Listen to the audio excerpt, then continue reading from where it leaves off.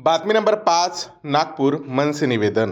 महाराष्ट्र नवनिर्माण सेना ने नागपुर शहर में खाद्य पदार्थों में मिलावट रोकने के लिए त्योहार से पहले विशेष धड़क जांच अभियान चलाने की मांग की है। मनसे शहर अध्यक्ष विशाल बड़गे ने अन्न एवं औषधि प्रशासन के आयुक्त को ज्ञापन सौंपकर केक, पेस्ट्री, क्रीम, बेकरी उत्पाद, मिठाई, मावा, दूध, खाद्य तेल और मसालों की जांच की मांग की है। ज्ञापन में होटल रेस्टोरेंट के खाद्य पदार्थों के साथ सुगंधित तंबाकू, खर्रा व अन्य नियम बाह्य तंबाकू जन्य पदार्थों की बिक्री पर भी कार्रवाई की मांग की गई। कुछ स्थानों पर निकृष्ट कच्चा माल, कृत्रिम रंग, फ्लेवर, प्रिजर्वेटिव, खराब क्रीम और एक्सपायरी उत्पादनों के इस्तेमाल की शिकायतों का हवाला देते हुए दोषियों पर सख्त कानूनी कार्रवाई की मांग की गई है।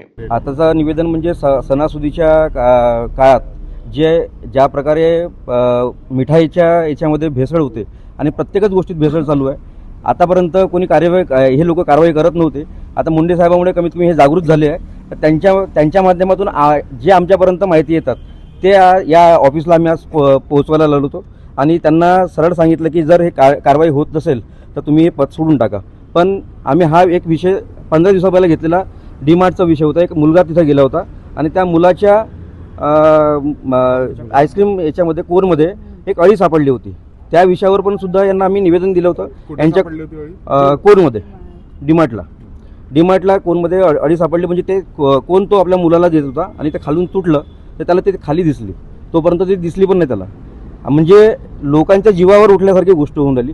डीमार्ट कोणता मोठा किती मोठं प्रतिष्ठान इथं नागपुरात आलं आहे, पण कमीत कमी लोकांच्या जीवासोबत खेळू नका आणि यांचा अधिकार यांनी वापरला पाहिजे आणि त्यांच्यावर कारवाई करायला पाहिजे।